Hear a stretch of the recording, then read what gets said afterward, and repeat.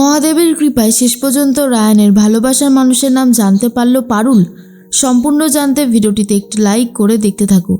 গল্পে শুরুতেই দেখা যায় একদিকে পারুল আসর ছেড়ে চলে যাচ্ছে, কিছুতেই বাসরে থাকতে চায় না। ঠিক তখনই রায়ান বলে, কোথায় যাচ্ছিস?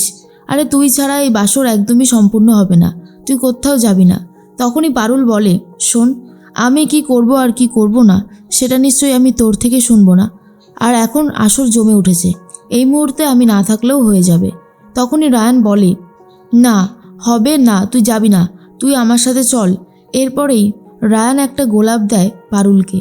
পারুল তখন বলে, তুই আমাকে গোলাপ দিচ্ছিস কেন? যা গিয়ে তোর ভালোবাসার মানুষকে দে না, আমাকে দিয়ে তোর কি লাভ বলতো? তখনই রায়ান বলে, কেন, তুই কি একটা গোলাপ আমার থেকে নিতে পারিস না? শোন, সব সময় না এত জেদ করবি না, দিচ্ছি যখন নে না। কিন্তু পারুল কোনোভাবেই নিতে চায় না। পারুল তখন বলে, আমার এসব কিচ্ছু চাই না, তুই যখন অন্য বিটিকে ভালোবাসিস তখন তাকে গিয়ে এই গোলাপটা দে, আমার কোনোভাবেই এই গোলাপ চাই না। তারপরেই পারুল রায়ানের কাছ থেকে সরে যেতে চায়, কিন্তু রায়ান বলে, তুই চলে গেলে কোনোভাবেই আমাদের অনুষ্ঠানটা সম্পূর্ণ হবে না, তাই তোকে আমাদের সাথেই থাকতে হবে। এদিকে মৌসুমি কি করবে নিজেই বুঝে উঠতে পারছে না, কি করে পারুলকে শাস্তি দেবে, কারণ পারুল নাকি অন্যায় করেছে। মৌসুমি ঠিক করে যতদিন না পারুলকে শাস্তি দিচ্ছে ততদিন ছাড়বে না। এর মাঝখানেই চলে এসেছে রায়ানের বাবা আর বলে, মৌসুমি চলো খেয়ে নেবে, অনেকটা রাত হয়েছে, আর এইভাবে অভিমান করে থেকো না।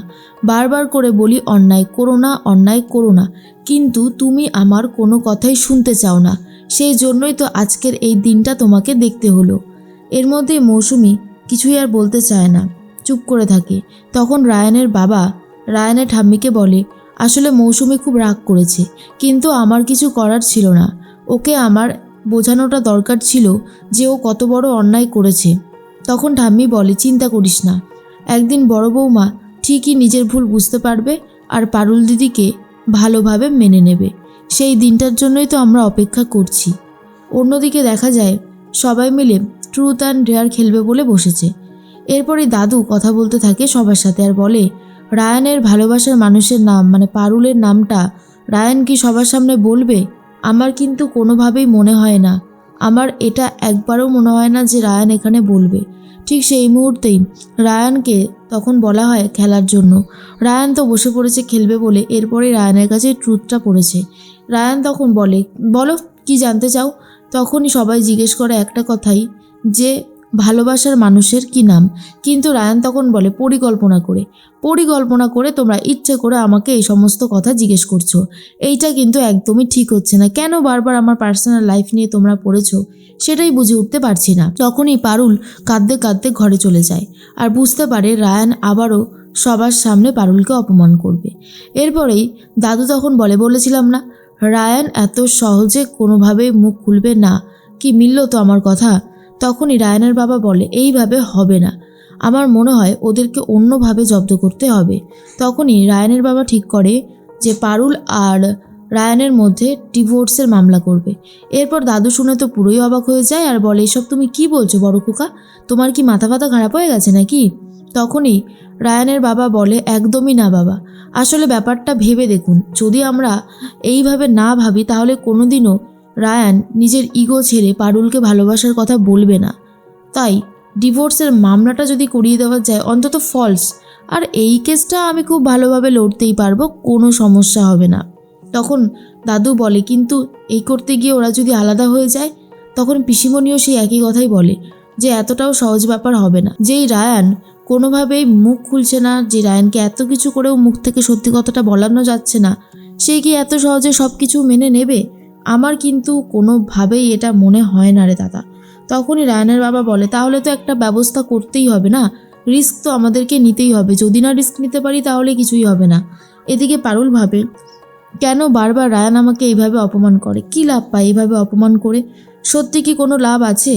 ও অন্য বিটিকে ভালোবাসতেই পারে, আমি ওর ভালোবাসার মাঝখানে কখনোই কোনোদিনও আসবো না।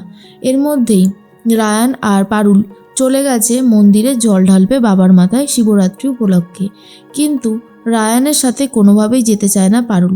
এরপর পারুল বলে, তুই আগে ঢেলে আয়, তারপর আমি ঢালবো। কিন্তু রায়ান বলে, তুই যা আগে, তুই এরকম করছিস কেন, একসাথে জল ঢাললেই তো হয়। কিন্তু পারুল জল ঢালতে গিয়ে রীতিমতো পড়ে যাচ্ছিল। আর তখনই রায়ান ধরে নেয় আর দুজনে মিলে একসাথে জল ঢালে। আর এদিকে বাড়ির লোকজন প্ল্যান করে রায়ান আর পারুলের ডিভোর্সটা করিয়েই ছাড়বে। আর সেই হিসেবে রায়ানের মুখ থেকে ভালোবাসার মানুষের নাম জানবে সবাই। দাদু থেকে শুরু করে পিসিমণি সবাই প্রেডিকশন করে যে রায়ান শুধুমাত্র পারুলকেই ভালোবাসে, কিন্তু স্বীকার করতে পারছে না। রায়ান তখন ভাবে আমার ভালোবাসার মানুষের নাম জানার জন্য আর একটু অপেক্ষা করতে হবে, আর একটু অপেক্ষা করলেই ভালোবাসার মানুষের নাম জানা যাবে। কিন্তু যতক্ষণ না আমি জীবনে সাকসেস পাচ্ছি ততক্ষণ পর্যন্ত আমি কাউকে আমার ভালোবাসার মানুষের নাম বলবো না। এটুকুই হচ্ছে আমার চাওয়া পাওয়া। তার মধ্যেই পারুল ভাবে রায়ান যখন বলতে চাই না তখন ওর মুখ থেকে আর শোনার কোনো ইচ্ছাই নেই। কিন্তু রায়ান ভাবে একদিন হলেও তো বলবে, আর ভালোবাসার মানুষের নাম তো পারুল, এছাড়া ও অন্য কাউকেই ভালোবাসে না। এটা রায়ান নিজের মুখেই বলে। আর এদিকে বাড়ির লোকজন রীতিমতো ঠিক করে রায়ানকে ডিভোর্সের কথাটা বলে দেবে।